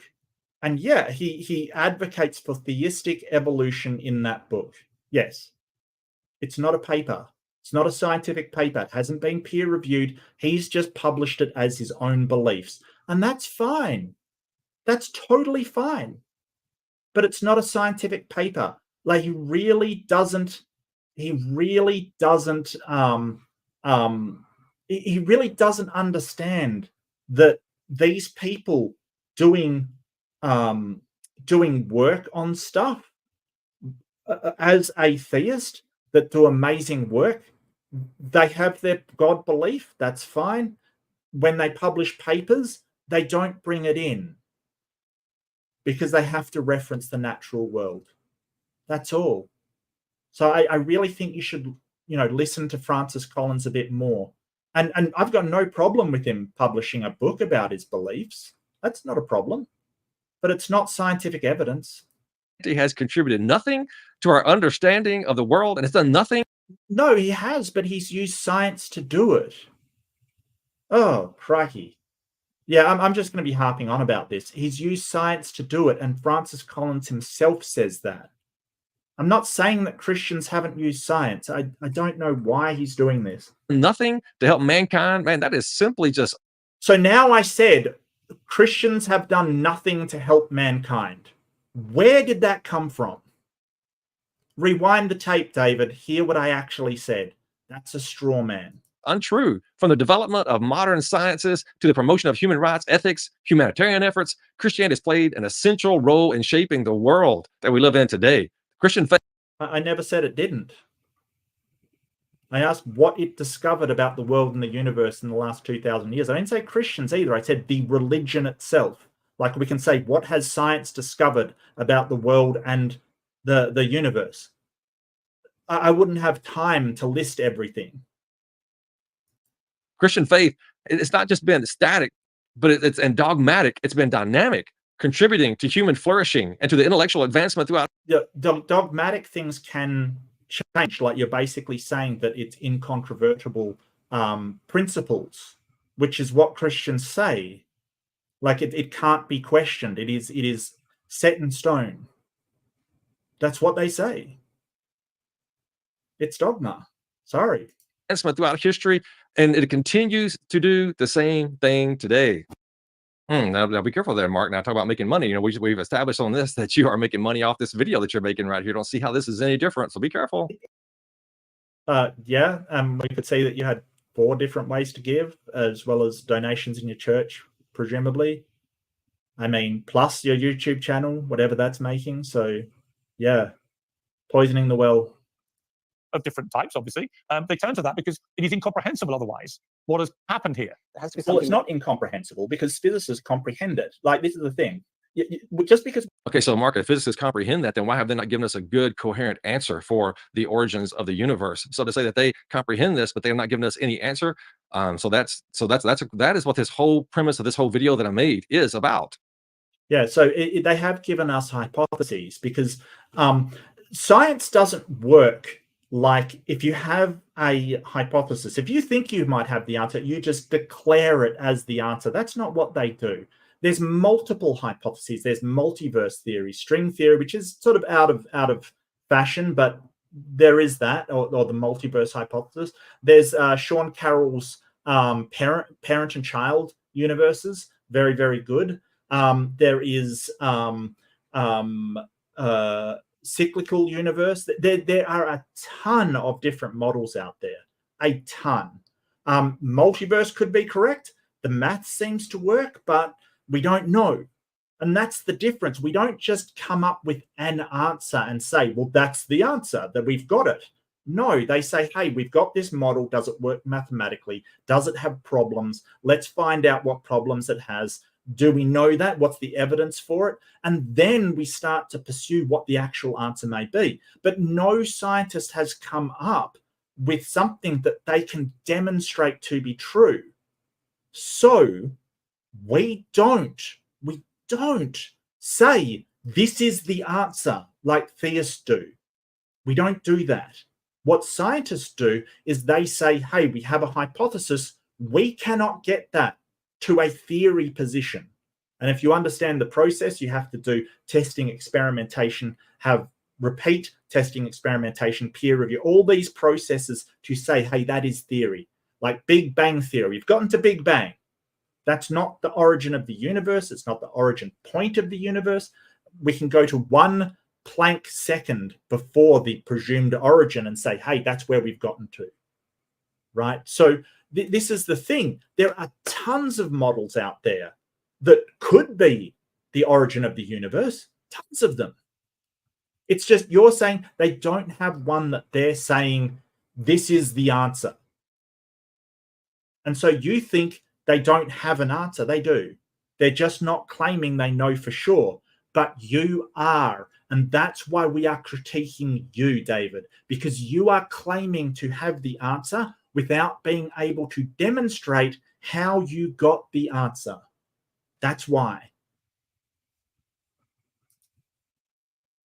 We didn't comprehend that we were on a globe planet. Actually, I keep mentioning the globe. I don't even know if David's a globe believer, which is currently what is splitting the evangelical churches out there.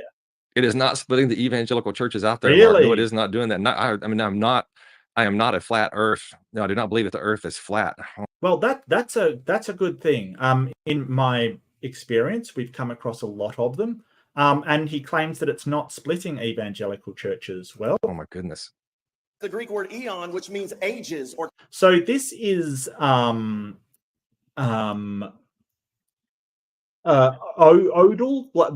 Greg Odell. Is it Red Odell? Versus Locke, I believe, which in their church they basically had a big debate over Greg Locke versus who was it? I can't remember who it was. Greg Locke versus someone Odell. Dean Odell. Thank you, Missing Mod. Really appreciate it. Dean Odell. So this is sort of a debate they were having in their church about flat Earth, and it was dividing the entire thing. So again, it is a contentious issue in the evangelical churches. Now, whether you're aware of it or not has no impact on whether that is a true statement or not, because I know it is. I've got evidence for it. Watch. Or time periods, not planets. So that you just did with that verse is deception and error. Well, then explain the two verses that I used that led into that verse, because they did prove that we are the only habitable planet amongst many. No. Well, first of all, the word planet does not exist. It's used one time in the King James Version, and that's a mistranslation because the actual... It's always a mistranslation when it doesn't Hebrew fit word, your side. It's always a mistranslation. The actual Hebrew word is mazalah, which means constellations, not planets. And that's a fact. And that's not a fact. Then you're deceived. All right? If me being deceived means I believe in a spherical earth, I'm deceived, and you can just go ahead and leave and cancel this debate right now, because you're not going to convince me what the Bible clearly says. The earth is not flat, 1,000%. And if I got people in our church that think it is, that's great. I love you. But if you want to go to his little service in the morning, then go to his service in the morning. It's not going to bother me one bit. The earth is not flat. It was disproven 2,500 years ago. You can't show me one verse in the Bible that proves that the earth is flat. It's nonsense. It's nonsense. We're not going to get anywhere else, because here's the problem. You use 2 hours of PowerPoint presentation, and your people are quiet. I use an hour and 15 minutes of the Bible, and they get mad and start throwing maters and taters at me. Okay. All right. Here's the deal. Let me just say this, and I'm walking out now. But I want to say this. Oh, listen, your folks are standing up yelling, "Go, get out." Okay, you know what? That's fine with me. Here's the deal. I gave you the scriptures. He gave you his version. It's always somebody else's version. Hold on. No. This is nonsense. You came up with your scriptures and gave your interpretation of them. I gave mine. I gave you the Bible interpretation. I gave you the Bible. I gave more Bible than you did, for a fact, right there. All right. I just love. Sorry, I had to get the part where it's like I used more Bible than you did. Okay. Yeah. So that's and as Alex pointed out, Alex did point it out. A significant chunk of Greg Locke's church. Yeah. Church absolutely split over it. Yeah. I don't have to make claims and not back them up. I have stuff to back up my claims. That is splitting churches. People in the sort of more fundamentalist churches, they are disagreeing over it. And so you're going, well, it isn't happening where I am. Doesn't mean it's not happening. That time and space, that the scientists have looked at the Big Bang Theory, and they said, it's obvious to us that time and space had a beginning. And so what we're saying, hey, if you're saying time and space has had a beginning, then we are saying that there is a first cause here. And that first cause is God, that it lines up with what we've been saying ever since the very beginning of. Okay. So even if there is a first cause, you've got to show that that's actually a God. That's the thing. Like, it could have a first cause that's not a God. The universe could be the first cause. It could have some other first cause. Like, you can't just say it's a God without any evidence.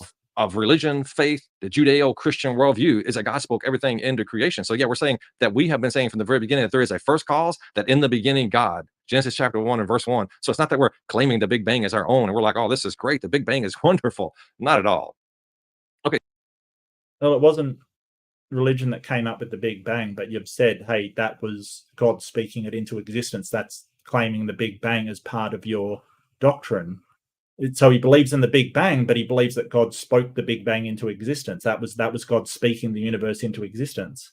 I don't know what that is, if not claiming it. I have no idea. Okay, so we pulled out the Sky Daddy. Yeah, Dawkins does use that word a lot. And we've discussed the Sky Daddy thing. It can be very triggering for the Christians. So in a debate, I won't use it. Unless they're straw-manning my position. I think with David straw-manning what physicists mean by nothing, I kind of feel like he deserves a straw-man Sky Daddy back, quite frankly. So I'm not that put out about it. But so I'm the one using the straw manning right here. Whenever Mark is the one who used the false website, false church, and then he calls Stephen Meyer a historian. So I don't know, man. It seems like the straw manning right here is from the very beginning is Mark has been building the straw mans here. Yeah, well, I mean, obviously that was a straw man, certainly not intentional. But you know, maybe it wasn't intentional on his side, but he definitely straw manned me on the Christians haven't done anything good ever, which is not what I said. Like, come on now. So yeah, but yeah, if you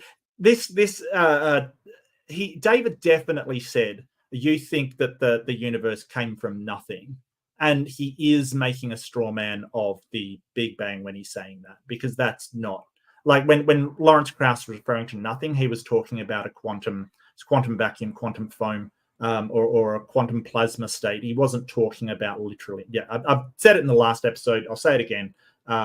Yeah, like, but David, stop straw manning, mate. Like, seriously. I mean, hey, I admit that I'm wrong. I did straw man you accidentally. Maybe you can do the same. Maybe you can say, hey, I straw man Mark when I said that he said Christians have never done anything good for anybody.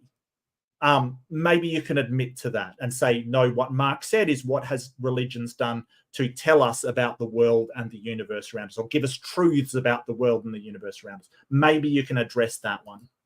You know, we don't have to insert God in here. God is not the explanation that we need. Okay, so if you take God out of the explanation, then here's my question. What are you going to insert? You don't have to insert anything.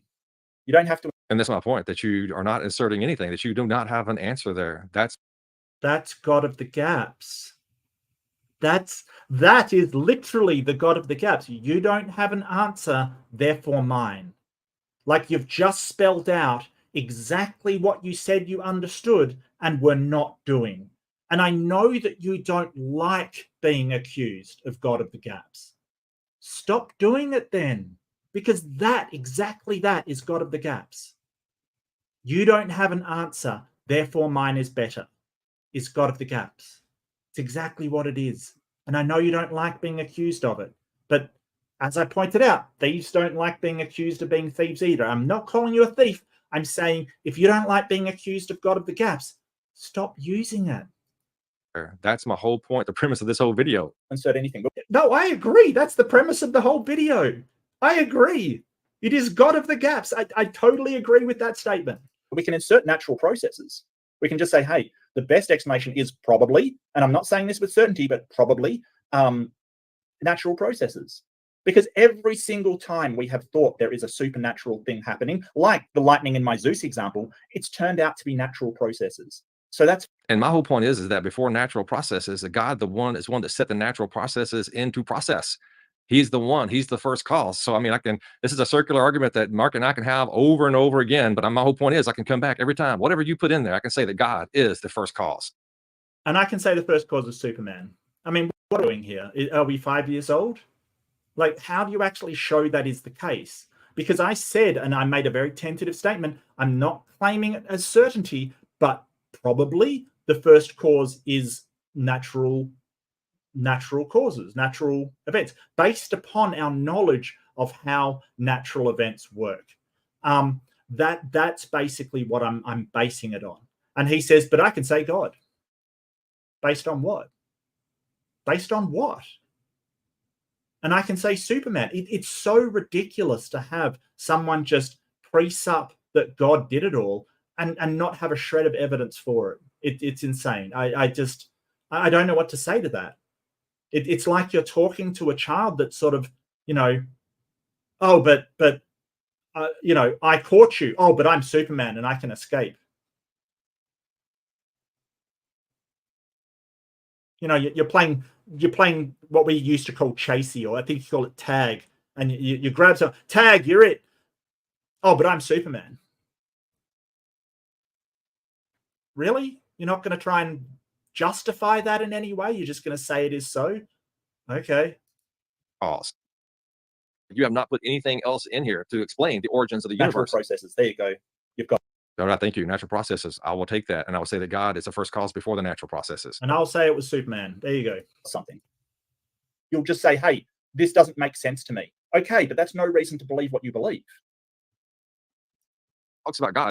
Yeah, so you're asking me, why do I believe what I believe? Yes. Okay, so like, if you want to ask me that, then here's my answer to that, Mark. I believe because my heart is being transformed, not because I was raised. What's it being transformed into? And how do we check that is actually the case? How do we test that?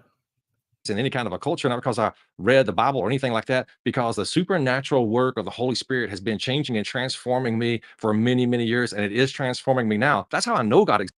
How do we check that? How do I know that? I don't. There's no way to confirm that. It's transforming you right now. I don't see it. All I see is you getting slightly older at approximately 1 second per second. I don't see this transformation. What's going to happen? Is there anything we can check with this? No, it's just your claim again. I know God exists because I experience a personal God. It isn't just some theory or something intellectual. It's something that is in my heart and that is changing me and transforming me, that I'm experiencing a personal relationship. It'd be like saying, how do I know that my wife exists? Because really? You think you can't demonstrate your wife either? Unless your wife is imaginary, you should be able to demonstrate your wife. I'm prepared to believe you have a wife. And I'm prepared to believe that you can actually show me the evidence that you have a wife. This is a ridiculously bad argument. And it's a, you know, I don't know why Christians use it, because they'll say, oh, well, you know, I know a God like I know I have a wife. But you can show that you have a wife. You're saying it's in your heart. I hate to break it to you, buddy. Your heart pumps blood around your body.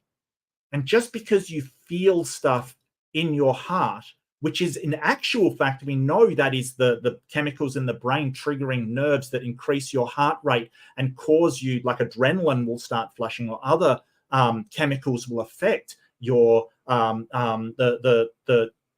neurochemicals in your body and your nervous system. That doesn't mean it's actually a God. Because you're saying it's this transformation is happening in your heart. What does that mean? I don't know what that means. It's like God is real because I feel like he is. Okay. Other people feel like Allah is real. Other people feel like Buddha is real. Other people feel like Brahma is real. You wouldn't accept their explanation. And just because you feel it, that's not an explanation for anything. You feel it. What? Great. You feel it. I don't, you know, I hate to quote Shapiro, but the facts don't care about your feelings. As much as I hate Shapiro, to be honest with you. this, because I experience a personal relationship with my wife. In the same way, I experience a personal relationship with God. And the same way. Are you saying that you have marital relations with your God? I'm joking. I really shouldn't hassle David. You know, minus all of the stuff that I thought he was in church of sort of Baptist lunacy. He seems like a nice guy, so I won't hassle him. But yeah, you can show me your wife. You can present to me pictures of your wife. You can introduce me to your wife. I can talk to her. I presume. I mean, I'm sorry if she's incapable of talking or something like that. I'm presuming again, but I presume I could meet and discuss things with your wife. Where's the God? Where's the God? Point me in the right direction here. And if you're saying, hey, you feel stuff. Yeah, I feel stuff. It's not a God. Why would I think that's a God? What? Everybody feels stuff. and they attribute it to different things. Why should yours be any different? No, let's not covet wives. Sydney, you behave. Get down. Get down there. Hang on. Let me get out my bonk stick. Sydney, I love you, but you are terrible.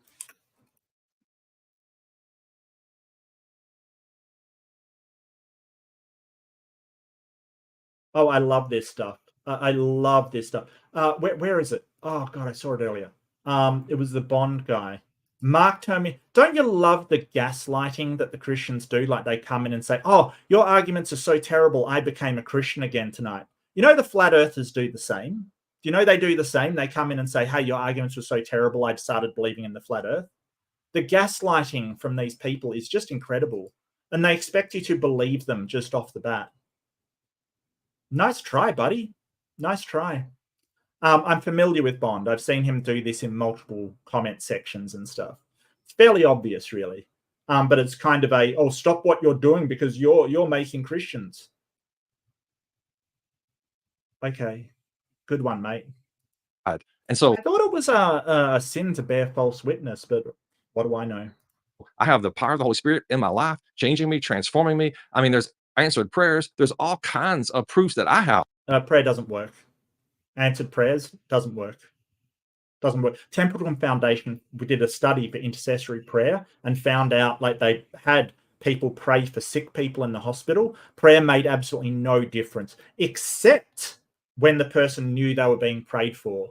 And then they actually got worse, probably because they were under stress from feeling a requirement to get better while they were sick in the hospital. Prayer's never been shown to work, ever. Sorry.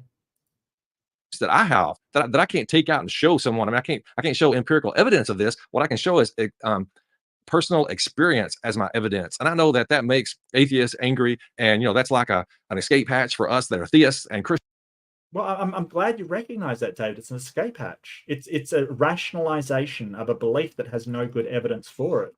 You know, I'm glad you recognize that. But what do we do about that? I claim to have beliefs based upon science, empirical data, and logic, rationality, and all of these things. You claim to have faith in a God that you can't even demonstrate is real. What do we do about that? I mean, you could stop making knowledge claims because they're not justified. Knowledge being justified through belief. You haven't justified your knowledge to anybody. That doesn't justify it. Simply having feelings doesn't justify believing in a God. It just doesn't. Everyone has feelings. And you have not shown your feelings are anything special than anybody else's, than the Hindi down the road that believes that they have feelings about Brahma. It hasn't given you any kind of special credibility over anybody else that has feelings. You know, the person that feels like Bigfoot is rifling through their trash. It doesn't have any more things. You said, oh, well, fairies, you know, you equate us with fairies. Yeah, there's people that feel like fairies have to be real. They feel it. Your feelings are just that. It's the same evidence. The same evidence. Yes, and Christians, I totally understand that and totally get that. But you're asking me, what is my line of logic? Well, that is my line of logic of how I believe that God exists and how I know in my heart that God exists. And that you don't know things in your heart. Your heart pumps blood around your body. You don't know things you know things in your brain. Your brain does the thinking. This is taken from the Bible where it says you know in your heart. At that time, it was cardiocentric thinking. They thought that you thought with your heart. They didn't realize at the time. Your brain does the thinking, not your heart. We know things in our head, in our brain, in our mind, not in our heart. You feel with your heart, sure. And even that's a bit of a shaky metaphor because it's not actually a heart doing the feeling. It's sort of the sensations that come with these emotions that come over you. The chemicals are actually expressed by your brain as well, but your heart does react. So yeah, feel in your heart, sure. But it's feelings. You don't know it in your heart. exists and that God is real. So we asking me how I believe that, why I believe that, then there's my answer for you. So I will give you that answer. That is how and why I believe in God. Not a very good answer. If I said I know and believe in fairies because I feel it in my heart, that is not a very good answer. I hope we can all sort of acknowledge that. If I said I know that Bigfoot is real because I believe it in my heart, I hope we can all acknowledge that's a terrible answer, a terrible reason to believe in Bigfoot or aliens or fairies or God. God. As I start thinking about this, you don't have the origin of the universe. You don't have anything that originated the universe. We don't know what happened before that. And then, this improbable event right here with the origin of life. I mean, like, man, I would say this, that takes a lot of faith to believe that. The truth is, it takes more faith to believe that everything came from nothing than to believe that everything came from a creator God. When we see the universe, a fine-tuning of the universe, when we see the masterpiece of God, it's hard to believe that this was just a random chance, an accident in chemistry that brought all of this into being, just into a perfect circumstances for us to survive and live. And once again, we're leaving out the whole fact that we are conscious agents and that we have a moral compass inside all of us of right and wrong and on and on. I mean, yeah, this is just a smush of the old like teleological the appeal to morality kind of thing, the moral argument. So a transcendental argument, a cosmological argument. It's just a smush of all the usual arguments we've heard that have been debunked over and over and over. The fine tuning doesn't account for any of those variables. They have to be at the same probability. There's no variation of probability, which is a problem. It doesn't account for multiverse. I won't go through all of the debunks, but yeah, he's just sort of smashing together the Christianity's greatest hits, basically. I mean, just to narrow down to this one thing right here, the origins of the universe. It's hard to believe this is just an accident. That takes an enormous amount of faith. Well, he didn't say the origin of the universe. He said the origin of life. The origin of life was an accident. Yeah, so Dawkins said the origin of life was an accident, and he said, no, the origin, it's impossible to believe the origin of the universe is an accident. And I'm pointing out, hey, he didn't say the origin of the universe is what he said. He didn't say origin of the universe, so you're completely misrepresenting him there. He didn't say that was an accident. He said origin of life was an accident, an accident with chemicals, basically. So here's the thing: I'm not really misrepresenting him. If you watch the debate between he and John Lennox, has science buried God? That's exactly what he said. He said in that debate, he said that this was all accidental. The whole universe was an accidental event right here. So I'm not actually misrepresenting him here in this. Do we want to bet that Mark actually did his homework on this one and went and found that debate and pulled out a clip? You bet your ass. You believe that this universe is just a freak accident? Came along and showed that it's not actually a freak accident, but nor is it designed. There's a third way, which in the case of biology is evolution by natural selection, which produces a close imitation of something that is designed. It's not designed. We know that now. We understand how it happened. But it looks very designed. Now, the cosmos hasn't yet had its Darwin.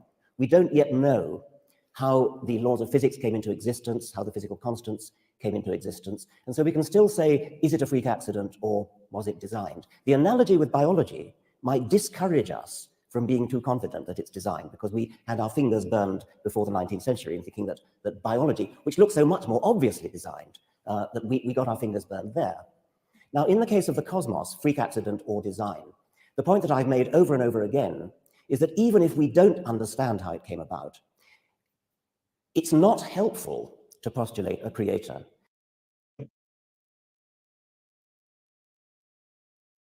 So yeah, maybe you want to acknowledge as well that you strawmanned Richard Dawkins, who said we don't know if it's designed or an accident because we haven't had our Darwin to point it out. So Darwin, what he did is he observed all the biodiversity and it has the appearance of design, but it's not designed, nor is it an accident. And he mentioned a third point, right? And he mentioned it's deterministic processes. So mutations are accidents. They're basically random chance. But the process of evolution is deterministic by the environment. So there's actually a third option. And Richard Dawkins points out in that debate, he is absolutely clear that he has been saying for ages that we do not know if it is an accident or design. We don't know because we don't know enough about it.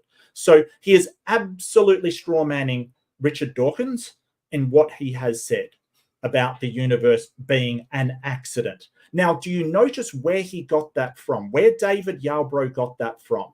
He got it from John Lennox. He got it from the other guy who said, you believe that the universe is an accident. And Richard Dawkins refuted that. He said, we don't know if it's an accident or designed, right? So he got it from the guy who was his opposition, which, okay, maybe it was an honest mistake, but I would like him, David, I would like you to say, hey, yes, I did strawman you, even if it's accidentally, because Dawkins has been very clear on his opinion of the universe. Evolution, we know that wasn't by design. It has the appearance of design, but it isn't designed. It's through a deterministic process, natural selections, sexual selection. There's a few other processes involved with the modern evolutionary process, which is at the moment integrated. What is it? It's integrated synthesis. Sorry, just slip my mind for a second. Integrated synthesis. So that's what he said, but we don't have a Darwin who found out that the universe is not designed and is true to term. We don't know that. So he said, we don't know. He's not claiming to know. So I want you to acknowledge that. And, you know, I have the evidence to prove it. Kind of be honest. He never. Oh, wow. You're telling me to be honest here, Mark? That's Yeah. interesting. We back all the way up to the very beginning right here. We have pointed out several times where you've been dishonest about me and what I believe. And now you're telling me to be honest. It's interesting to me that honesty is such a big deal to you. You said that many times in this. So I would say, man, you need to practice what you preach there, brother. Yeah, and it is a big deal to me. And I've acknowledged that I got the wrong website. And again, I just want to I just want to sort of say to David on this one, mate, update your actual website address here, which is, you know, probably a good idea. I'm not saying this to say it's your fault. It's definitely my fault. I should have researched it more, but definitely it would help you if you got the right website, especially because the Bridge Fellowship is so prevalent in your state, right? Because this will just go back to YouTube, right? People already know where this is because they're there already. So just update it. It'll help you out. It'll get people to the right website. So yeah, do that. But yeah, no, I'm still adamant. I didn't do that dishonestly. That was an honest mistake. I apologize. Yeah. David's never going to search for the origin of the universe. He thinks he's got it already. He's never. Wow, never. I will never do that. That's interesting. Man, I tell you what, I am just amazed, Mark, at how well you know me. You know what I've been, where I am, what church I'm at, and all of this, but all these false assertions. But now, once again, now you know what I'm not ever going to do. I'm not ever going to do that, man. And I'm the one who's a bigot, huh? That is interesting. Never gonna. Well, I'm happy to be corrected if you could just send me your paper on cosmology. Like, are you going to do a physics course, move up to cosmology, move into cosmogony? I would love you to. I will stand corrected if you do publish a paper on cosmology. Sure. Never gonna. Oh, see you, Deviant. Yeah, I'm about to end. So, this is run out, basically run the gamut. So yeah, I still don't think he will be, but that's my opinion. When I say I don't think this, I'm not saying it as some kind of definitive knowledge claims. Maybe it was construed that way. That's true. I did say he'll never do this. I don't think he will. I'm happy to be proven wrong. If you do publish a paper on cosmogony and the origin of the Big Bang, I'm more than happy to not only read it, but also absolutely say I was 100% wrong. Prove me wrong. Publish a paper. Easy way to prove me wrong. Start investigating how quantum foam works. Maybe don't hold your breath. No, I'm not. I don't think it'll happen. I'm confident in saying it'll never happen because the amount of times I've heard it's really more that the amount of times I've heard theists go, well, I could go into physics and search for this, origin of life. origin of the universe? Yeah, we'll do so. Okay, cool, go for it. I don't think they are. I think they've got the answer already that they like. That's what I think. So, you know, I'm gonna stand firm with that one. Yeah, okay, maybe I should sort of say, okay, well, that's my opinion. I'm happy to be proven wrong. Go for it.